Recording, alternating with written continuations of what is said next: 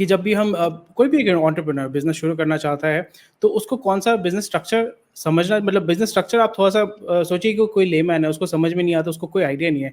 Maybe he is from a non tech background या non finance background या non legal background, तो उसके लिए थोड़ा-सा आप अगर सिम्प्लीफाइड तरीके से अगर आप समझा पाएँ कि क्या-क्या चीज़ें कंसिडर करना चाहिए जब वो बिज़नेस स्ट्रक्चर बिज़नेस शुरू करने वाला है, तो कैसे और किस तरीके का बिज़नेस स्ट्रक्चर है इंडिया में? ओके, सो प्राइमरीली अगर हम बात करें कोई भी बिजनेस इनिशिएट करने से पहले हम सबसे प्रायर चीज़ जो हमको सोचनी होती है वो हमको सोचनी होती है हमारी पर्सनल लाइबिलिटी, कि हम पे क्या पर्सनल लाइबिलिटी आने वाली है in current scenario and in future scenario also.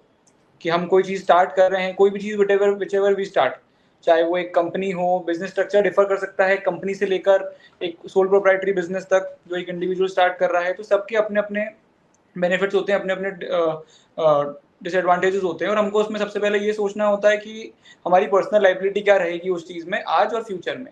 उसके अलावा हमको ये भी देखना होता है कि उसके टैक्स इम्प्लीकेशंस क्या क्या रहेंगे। टैक्स में टैक्स डिफर करता है, टैक्स स्लैब्स होती है, टैक्स रेट्स डिफर करती है, ऑल्सो इनिशियल कॉस्ट कितनी लगेगी। कोई भी हम बिजनेस स्टार्ट कर रहे हैं तो प्रायोरिटी हमारी ये रहती है कि आज हमारे पास कितना कैपिटल है, हम उसको कितना इन्वेस्ट कर सकते हैं, कितना हमको सेविंग्स रखनी है, कितना हमको फ्यूचर के लिए करना है। तो हमारा इनिशियल कैपिटल बहुत ज़रूरी होता है to take a decision. Many people prefer कि सारा बिजनेस का कंट्रोल हमारे पास रहे। बहुत लोग प्रेफर करते हैं कि हम स्टार्ट में कंट्रोल डाइल्यूट करते जाएं, जैसे हम आजकल शार्क टैंक में भी देखते हैं, people come for funding, raising their capital and all that things, तो वो एक बहुत बड़ा फैक्टर होता है। फिर हुँ, ease of starting any business, compliances requirements, filing requirements, regulations, ये सब बहुत डिफरेंट वेरी करता है हर बिजनेस स्ट्रक्चर के साथ। तो वो एक बहुत बड़ा फैक्टर होता है कंसिडर करने के लिए कि हमको कैसा बिजनेस स्टार्ट करना है, हमको क्या कंसिडर करना है। Also what I always think is एक हमको रिस्क फैक्टर भी देखना चाहिए, कि हम हमेशा एक रिस्क फैक्टर के साथ हम बिजनेस को प्लान करें, कि हम अपना रिस्क कितना लेने के अवर्स हैं, कितना हम उसको आगे देखते हैं। One more thing very important to consider is कि एग्जिट ऑप्शन भी हमारे पास हमेशा हमारे माइंड में होना चाहिए। And correct. Exit, with exit I always never mean कि हम ये देख रहे हैं कि हमको अपना बिजनेस शट करना है। हमको बिजनेस शट नहीं करना है, बट हमको एक प्लान होना चाहिए कि हम इतने टाइम में इतना ग्रोथ करके हम इतना पैसा बना लेंगे, जो एक बहुत बड़ा रीजन होता है। हम हमेशा एंट्री का जरूर सोचते हैं, बट हमको at least whenever you are asked, कोई भी इंटरव्यूअर आपसे पूछते हैं कभी भी, हम जब इंटरव्यू देने जाते हैं कि आप 5 साल बाद अपने आप को कहाँ देखते हैं, तो वो हमारे माइंड में एक थॉट प्रोसेस हमेशा होना चाहिए। So that is what I suppose एक स्ट्रक्चर होना चाहिए हमारे माइंड में।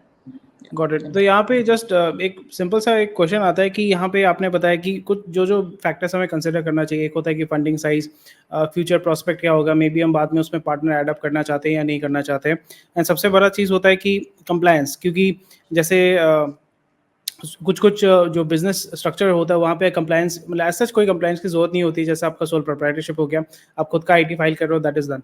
सो उसमें अगर थोड़ा-सा आप एक्सप्लेन कर पाएँगे कि जस्ट एक a broad overview like sole proprietorship किसके अंदर फॉल करता है, LLP and private limited and जो जो पब्लिक लिमिटेड है, जस्ट बेसिक अगर अंडरस्टैंडिंग वो अगर आप एक्सप्लेन कर पाएँगे तो?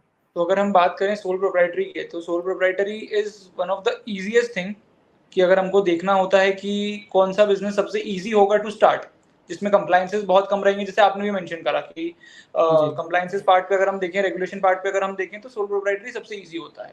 सोल प्रोप्राइटरी के अपने एडवांटेजेस हैं, जिन पर्सन को प्रेफर करते हैं कि यार पूरा बिजनेस का कंट्रोल हमारे पास रहे, we should have all the control, हम सारा प्रॉफिट हम रखें, तो वो people will always prefer to have a sole proprietary business, क्योंकि उनके पास उस बिजनेस का हुँ, कंट्रोल होता है, डिसीजन मेकिंग पावर मेरे पास मेरी रहती है, I know how to run the business and I know how to make the profit, तो वो मेरी हुँ, प्रायोरिटी रहती है।